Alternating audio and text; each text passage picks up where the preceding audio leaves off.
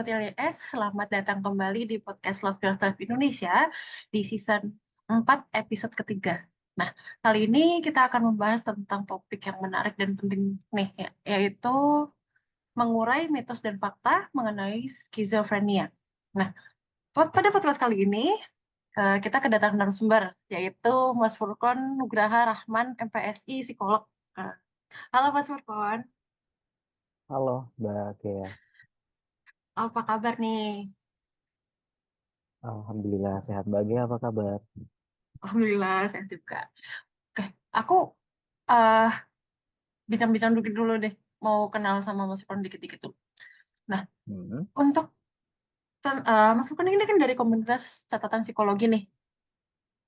Ya, betul ya, iya, catatan psikologi. betul. Nah, untuk catatan psikologi ini, komunitasnya seperti apa sih, Mas?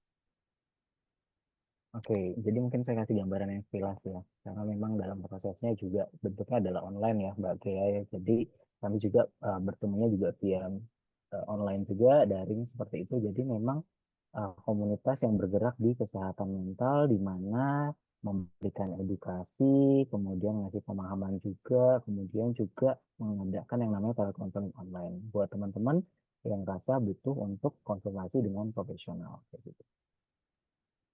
Kurang lebihnya sama seperti Love Yourself Indonesia sendiri ya, Mas ya. Iya, bisa jadi seperti itu. Oke, eh, topik kali ini kita akan membahas tentang mitos, mitos dan fakta tentang skizofrenia ini. Nah, untuk Oke, eh apa sih Mas sebenarnya skizofrenia ini? oke, Mbak Kia, mungkin biar teman-teman juga lebih nyaman, kita bahasnya nggak terlalu bahasa yang formal ya, yang terlalu Oke. bahasa tenaga kesehatan sekali ya. Jadi karena sifatnya kan memang teman-teman Love Yourself ini awam juga ya, macam-macam ya, Hmm, dari ya. macam-macam segmen ya. Nah, jadi saya berusaha untuk menggunakan bahasa yang sederhana dan mudah dipahami juga seperti itu, biar nanti nggak tambah stres, tambah bingung, jadi malas buat dengerin sampai selesai ya. Kayak gitu. Jadi yang pertama, schizophrenia itu adalah gangguan mental yang serius, yang itu mempengaruhi bagaimana cara seseorang berpikir, merasakan, berperilaku. Nah, yang seringkali jadi catatan adalah penderita seringkali mengalami kesulitan membedakan antara realitas dan hayalan. Kayak gitu. Jadi yang bersangkutan ini bingung, apakah ini imajinasinya dia, apakah ini hanya bayangan atau hayalan ataukah ini kenyataan gitu secara umum gitu, Mbak. Oke. Terus kondisi yang mempengaruhi seseorang bisa mengalami si skizofrenia ini gimana sih Mas? Oke, jadi kondisinya sampai saat ini belum ditemukan faktor tunggal atau penyebab utamanya sih, Mbak. Jadi ada beberapa hal penyebab kenapa seseorang sampai mengalami yang namanya schizophrenia. Yang pertama adalah ketidakseimbangan kimiawi di otak, seperti itu. Kemudian juga faktor genetik, jadi ada faktor keturunan walaupun persentasenya tidak besar ya. Kemudian ada juga yang namanya faktor lingkungan, seperti itu. Jadi nggak ada faktor tunggal yang bisa mendefinisikan kenapa schizophrenia terjadi, sehingga memang ada multifaktor, Mbak, banyak banget penyebabnya seperti itu. Hmm, oke. Berarti itu ada pemicunya, ada pemicu dan bukan karena lingkungan yang mungkin kalau misalnya kesehatan maka kayak kayak dia mengalami sesuatu terus Hmm. mengakibatkan seperti itu gitu. Oke, jadi memang karena ini multifaktor, penyebabnya itu lebih dari satu dan tidak ada faktor yang tunggal, jadi sebenarnya memang lingkungan itu mempengaruhi. Tapi jika tidak ada faktor genetiknya, tidak ada faktor ketidakseimbangan kimiawi di otaknya, nah itu tidak sampai menyebabkan seseorang mengalami yang namanya schizophrenia. Jadi mungkin pengalaman di mana dia terbebani, depresi, tertekan, dan lain-lain. Tapi tidak sampai sejauh yang namanya schizophrenia. Karena schizophrenia ini teman-teman perlu tahu juga, ini sifatnya kronis, dan ini memang bisa dikatakan gangguan jiwa yang berat seperti itu. Dan kalau nggak ditangani, dia akan semakin parah dan kondisinya akan memburuk. Gitu. Eh, Gimana caranya untuk kita tahu mitos dan faktanya nih tentang si schizophrenia ini? Oke, ini sebenarnya satu hal yang menarik untuk dibahas ya, temanya terkait dengan mitos dan fakta, karena pada kenyataannya kita tuh lebih banyak terjebak sama mitosnya dibanding pemahaman tentang yang namanya schizophrenia. Benar nggak sih, Mbak? Ya. Kalau di pengalaman teman-teman ya, kayaknya ngelihat informasi di media, di berita, dan lain-lain, sebenarnya mungkin lebih banyak mitosnya dibandingkan faktanya ya, seperti itu. Jadi cara membedakannya memang yang paling pertama adalah tahu dulu pemahaman, pengetahuan tentang schizophrenia itu apa sih sebenarnya. Hmm, oke. Kita menarik dari si mitosnya nih. Mitos yang sering beredar itu seperti apa nih, Mas?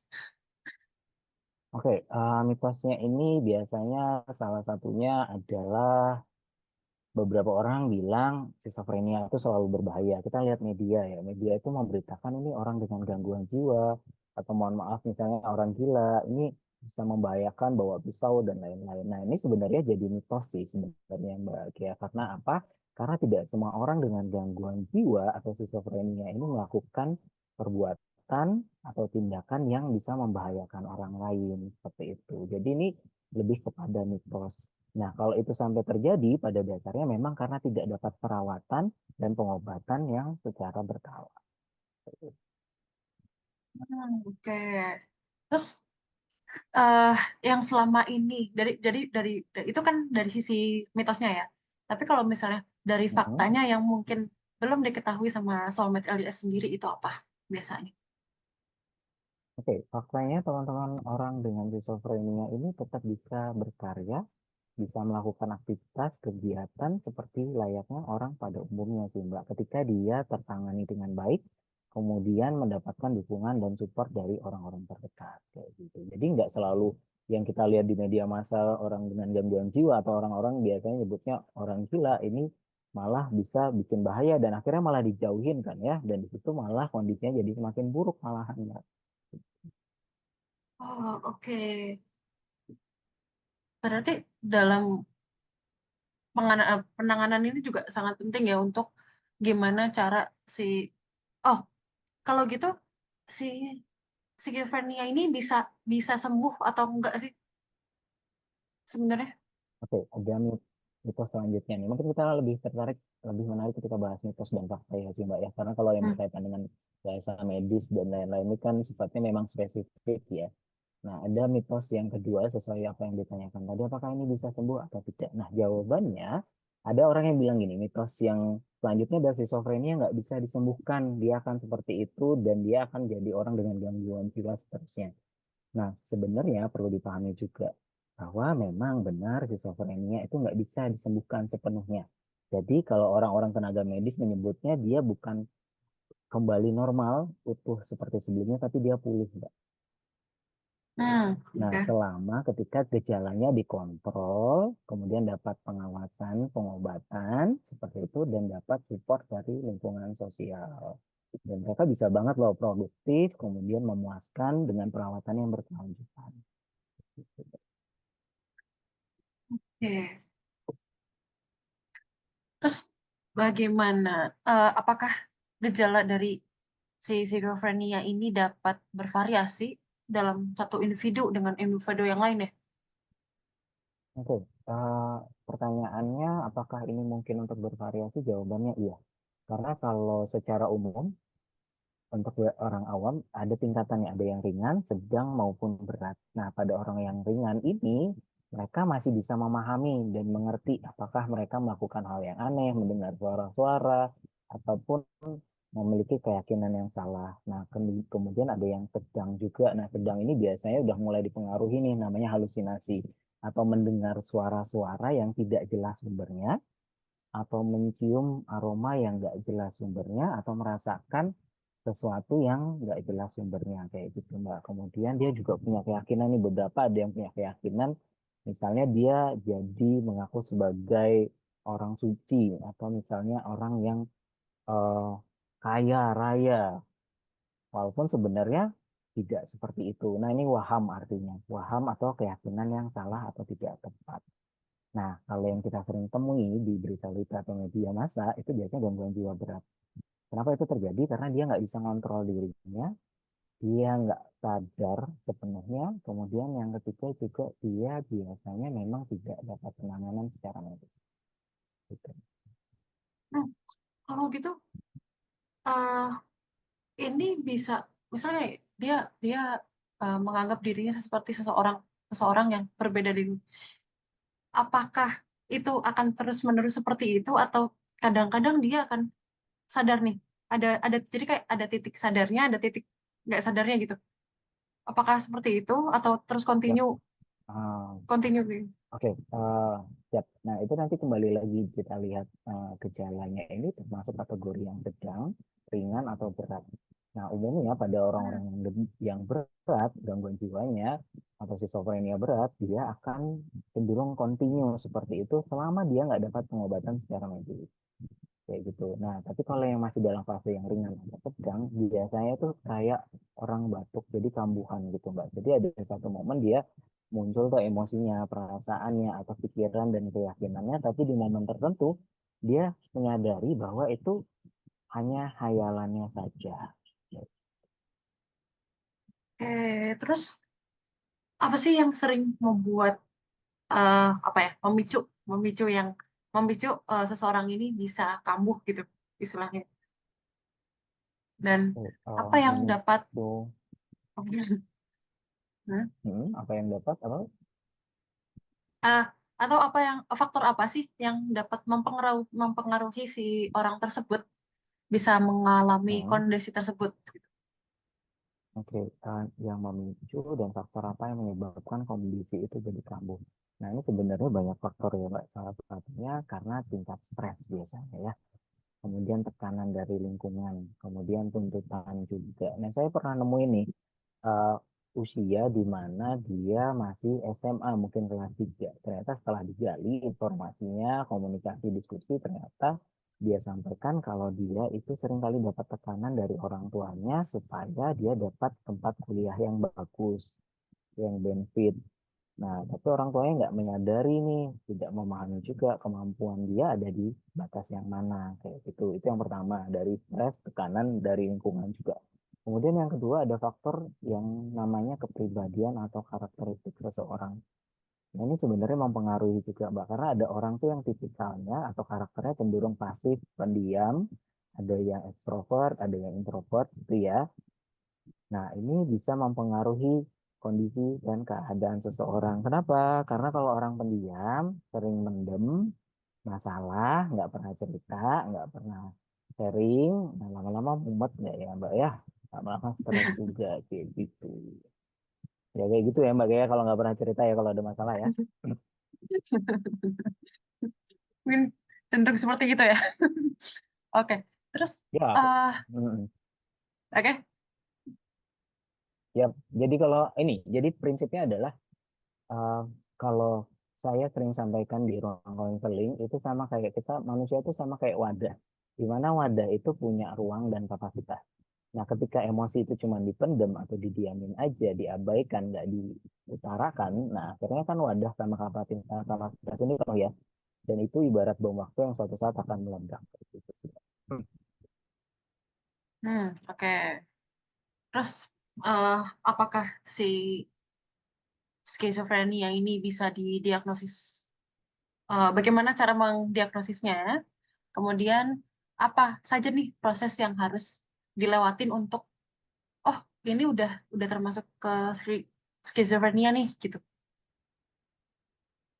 Yap, jadi ketika bicara tentang diagnosis ini udah masuk ke ranahnya tenaga kesehatan ya, tenaga medis, di mana yang bisa melakukan diagnosa ini memang spesialis kesehatan jiwa atau SPKJ atau psikiater ya teman-teman lebih kenalnya ya, di mana dalam prosesnya ada prosedur yang perlu dilalui dan diikuti. Salah satunya misalnya semacam kayak ada wawancara klinis, kemudian ada pemeriksaan fisik, kemudian ada tes psikologis juga. Nah, di mana dalam proses ini memang butuh waktu yang cukup panjang. Seperti itu. Jadi, kami beberapa kali nih ada pengalaman untuk mengantarkan orang-orang dengan gangguan jiwa ke rumah sakit jiwa dan di situ memang prosesnya panjang coba. Supaya untuk melihat dan memahami apakah dia benar-benar schizophrenia ataukah karena ada gejala lainnya seperti itu. Jadi nggak bisa tuh teman-teman self diagnose atau misalnya bilang orang ini halu deh, itu kan bercanda ya, biasanya nyebutnya halu-halu gitu ya. Cuman Ya, ini nggak bisa dilakukan sama orang yang awam. oke. Ah, berarti udah ada tingkat lanjutnya dari misalnya kita konsultasi ke psikolog, kemudian mungkin langsung akan dirujuk ke psikiater mungkin ya, untuk lebih jelas lagi. Mm-mm, Seperti itu. betul. Oh, benar. Terus bagaimana penanganan dan pengobatan untuk skizofrenia ini? Terus apa sih yang dapat dilakukan untuk meningkatkan kualitas hidupnya agar si orang-orang yang mengalami ini itu bisa lebih baik atau eh, apa ya, beralih ke sembuh gitu, Penanganan dan gimana cara dia pendekatan bisa pengobatan. lebih pulih ya. Pulih ya Hmm. nyebutnya, Mbak ya, bukan sembuh ya. Ya, oke. Oke, Boleh. jadi penanganannya yang paling utama dan yang pertama itu memang penanganan secara medis atau dengan obat anti psikotik. Kayak gitu, Mbak. Nah, antipsikotik ini merupakan pengobatan skizofrenia, di mana dia akan mengendalikan gejala dan mempengaruhi kimiawi di otak kayak gitu. Jadi kalau ada orang yang bilang nanti kalau minum obat nanti kecanduan, ini jadi mitos juga sebenarnya Mbak atau ketergantungan. Nah, ini jadi satu mitos yang sering kali terjadi dan jadi masalah juga di masyarakat kita, di mana akhirnya mereka memutuskan pengobatannya, pengobatan yang orang pintar seperti Hmm. itu dan akhirnya malah tertunda-tunda. Biasanya alasannya karena apa? Yang pertama karena faktor pendidikan ya. Karena mereka memahami pengobatan medis, pengobatan antipsikotik tadi akan menyebabkan yang namanya ketergantungan atau kecanduan. Padahal sebenarnya obat-obatan yang digunakan dengan anjuran dari dokter dan dengan resep dokter itu tidak akan sampai menyebabkan yang namanya kecanduan. Karena kan sudah diatur kemudian dengan dosis yang tepat. Nah, yang bisa kecanduan, ketergantungan itu adalah obat-obatan yang sifatnya bisa didapatkan secara ilegal atau secara bebas. Karena dia nggak dikonsumsi sesuai dengan anjuran atau aturan penggunaan obat kayak gitu. Eh, eh, masih membahas tentang penanganan dan pengobatan ini. Apakah dukungan keluarga dan orang-orang sekitarnya itu bisa bisa sebagai obat untuk membuat seorang skizofrenia ini pulih? Oke, Mbak, maaf. Ini suara mic-nya beda ya sama yang sebelumnya kelihatannya ya. Lebih, Jadi kayaknya lebih lebih jauh ya. kecil soalnya suaranya. Ya, lebih jauh. Ah, Saya mungkin ganti ini ya. Device-nya berubah mungkin apa senggol ya. oh, nggak Karena lebih kesenggol jauh gitu ya? suaranya. Oke. Gimana sekarang? Sama aja, Mbak. Masih lebih jauh suaranya. Gitu. Masih kan? Gitu, suaranya masih lebih jauh. Itu keluarga atau lingkungan dukungan dari sekitar itu mempengaruhi? Jawabannya iya dan sangat iya, Mbak. Karena tadi yang saya sampaikan di awal, pengobatan itu adalah yang pertama, tapi yang utama itu di keluarga. Kenapa bisa kayak gitu? Karena kan orang-orang dengan gangguan jiwa atau schizophrenia ini hanya mendapatkan waktu yang terbatas dirawat di rumah sakit jiwa. Sedangkan sisanya mereka habiskan di rumah bersama dengan keluarga, bersama dengan orang terdekat. Jadi kalau dia dapat dukungan yang baik, dapat support yang baik, itu kondisinya akan jauh lebih membaik sekali seperti itu. Tapi sebaliknya nih, yang terjadi di lapangan memang ternyata banyak banget teman-teman gangguan jiwa itu setelah pulang dari rumah sakit jiwa, kondisinya malah jadi semakin memburuk. Tidak semua ya, ini bukan secara umum ya, tapi kebanyakan yang seperti itu juga ternyata setelah diketahui nggak ada dukungan dari keluarga, keluarganya eh, tidak punya waktu. Karena saya lihat dari pengalaman saya pribadi, memang orang-orang dengan gangguan jiwa ini yang membuat makin sedih itu adalah orang-orang dengan kelas ekonomi yang rendah, kayak gitu. Sehingga memang orang-orang di sekitarnya atau keluarganya ini tidak punya banyak waktu dan kesempatan untuk bisa merawat secara penuh ya. Jadi ini cukup dilematis juga ya, kayak gitu.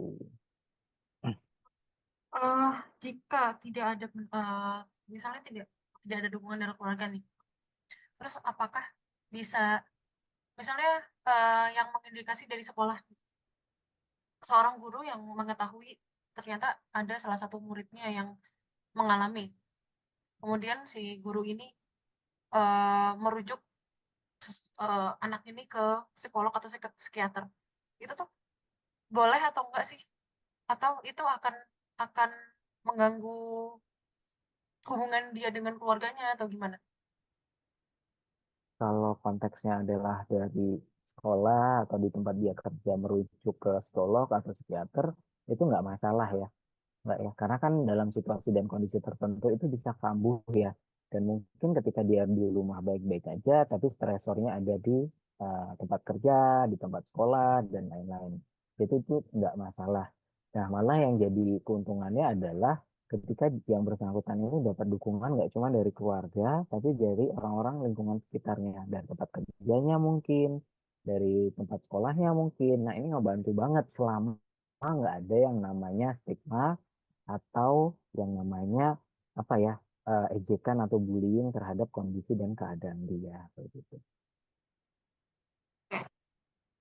Ah, saya melihat kalau misalnya situasi yang sekarang ini itu banyak bullying di mana-mana ya.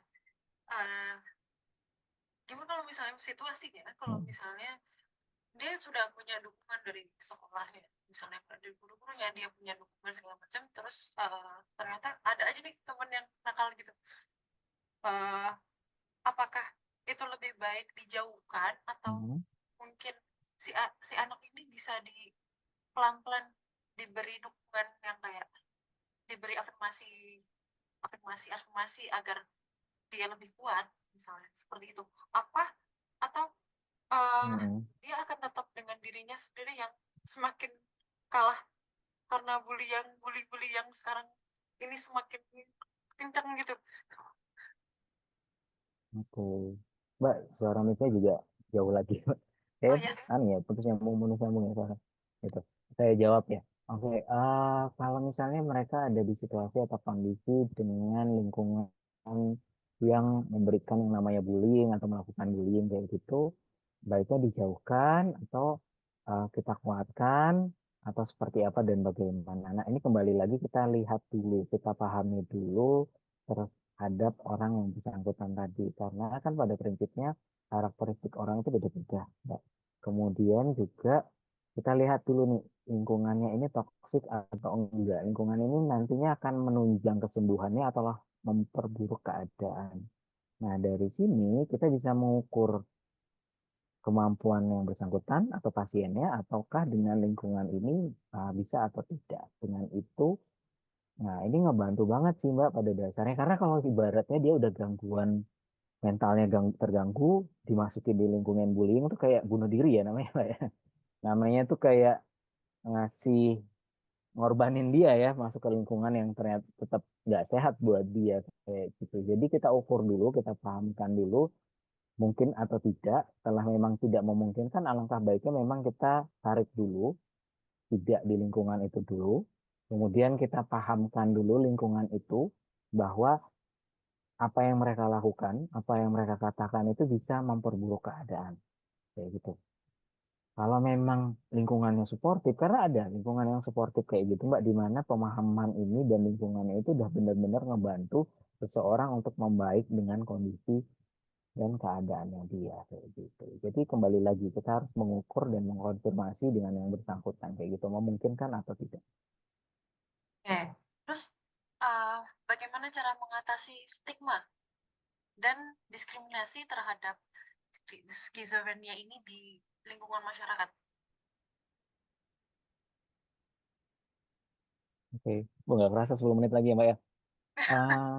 Jadi sebenarnya prinsipnya gini, mengatasi yang namanya stigma atau pandangan yang negatif dari orang lain atau masyarakat terhadap orang dengan gangguan jiwa, apalagi yang berat, itu memang butuh waktu yang panjang, Mbak. Seperti itu. Itu yang pertama. Yang kedua, memang perlu edukasi dan pemberian pemahaman secara berulang. Kenapa kayak gitu? Karena memang kami menjalani sendiri di lapangan, di wilayah juga, di tempat kerja saya, di mana saya tinggal di kota yang kota besar, kota pendidikan seperti itu, tapi pada kenyataannya orang-orang di masyarakat di wilayah masih ada yang namanya stigma kayak gitu. Itu yang pertama. Terus selanjutnya kita juga harus mengerti dan memahami bahwa kita nggak bisa mengubah semua orang, masyarakat secara luas, tapi kita pelan-pelan harus mulai dari yang pertama diri kita sendiri dulu, yang kedua keluarga, yang ketiga orang-orang terdekat. Karena seringkali ketika kita mau mengubah stigma, itu kita udah capek duluan tuh Mbak. Karena apa? Karena ya kita mengubah orang lain tuh setengah mati ya, rasanya ya. Mungkin punya pengalaman itu ya Mbak, dalam hal yang lain ya konteksnya ya. Ya itu yang ngebuat kita jadi eh, merasa nggak sanggup dan nggak bisa. Dan akhirnya apa? Ya akan berlanjut seperti itu terus gitu loh. Kayak gitu.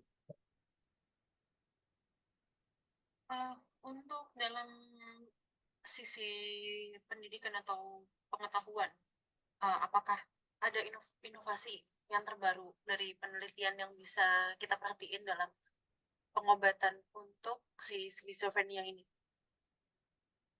Oke, inovasi yang terbaru. Sebenarnya kan ini masih terus berlanjut ya, karena sifatnya adalah akademik dan ini perlu riset yang mendalam gitu ya, lebih jauh lagi.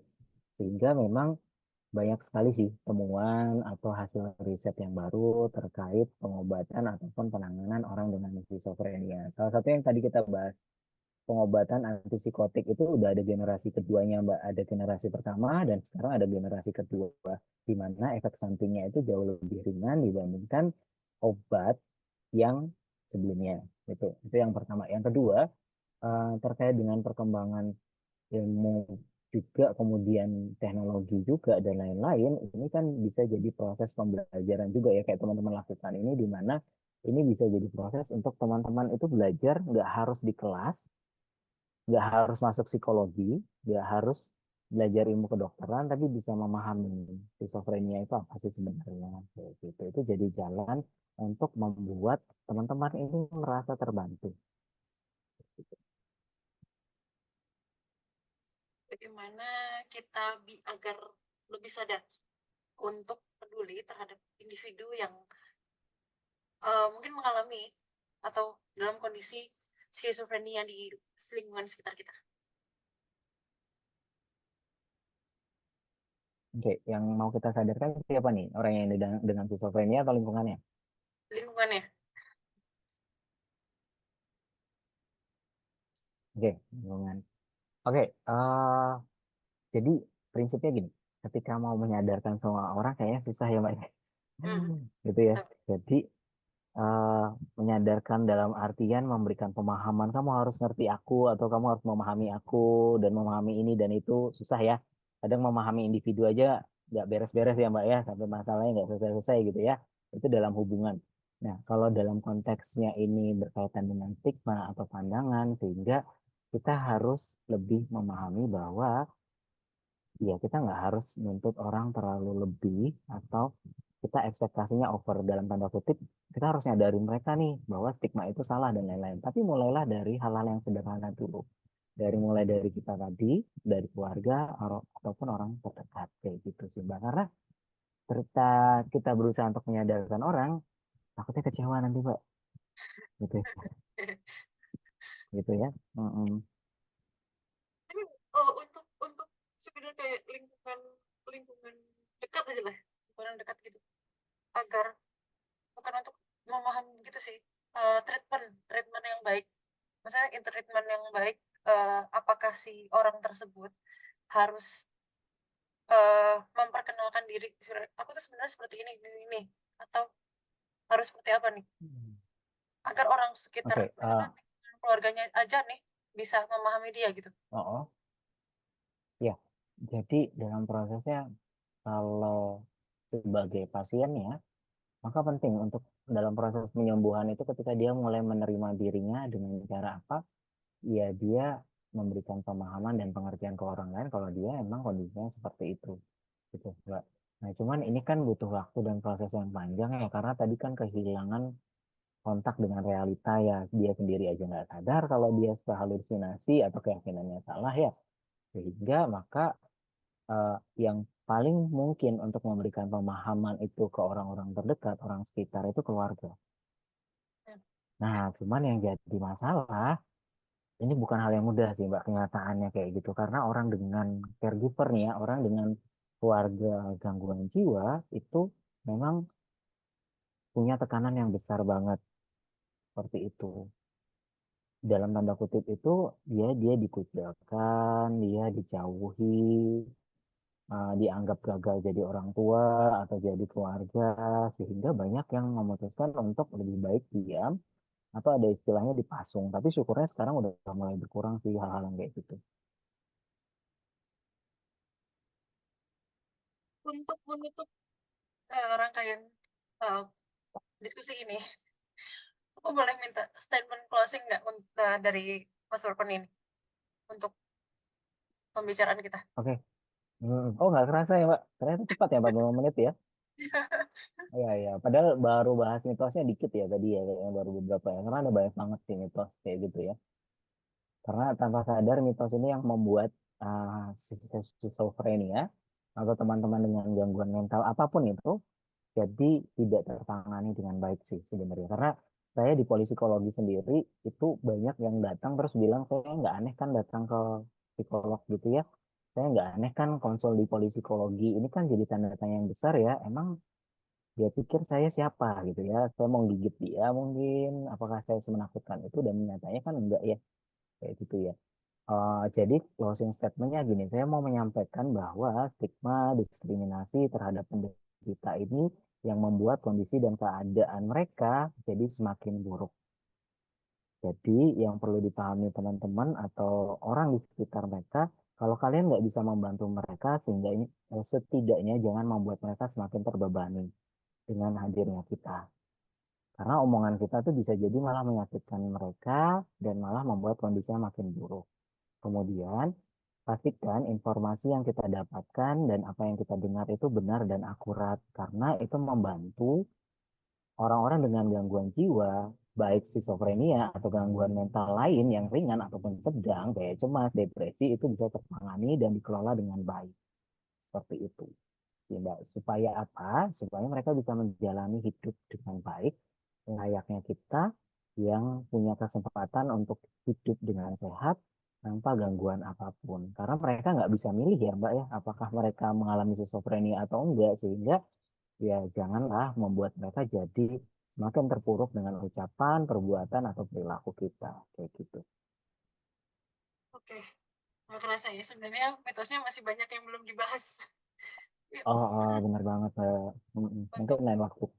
oke untuk rangkaian kali ini mungkin segitu dulu. Terima kasih untuk Mas Oke. Warkon Yap, sudah yap. meluangkan waktu untuk memberi Hmm. informasi yang sangat berharga, dan informasi yang Mas Warkon berikan itu sangat berharga untuk kami, khususnya untuk Selamat LDS. Nah, Hmm. kalau misalnya Selamat LDS mau ngobrol-ngobrol dan konsultasi langsung ke Mas Warkon, bisa melalui apa nih?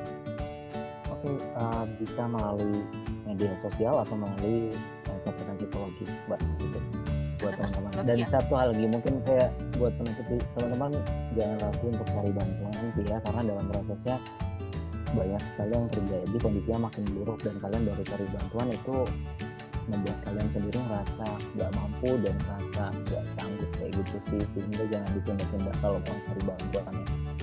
Nah, betul banget. Dan Selamat LDS bisa mendapatkan semua konten dari Love Yourself Indonesia melalui Instagram, YouTube, dan Spotify, yaitu dengan nama Love Yourself Indonesia. Dan mohon maaf apabila ada kata-kata yang salah dalam podcast ini. Sampai jumpa di podcast selanjutnya. Bye-bye.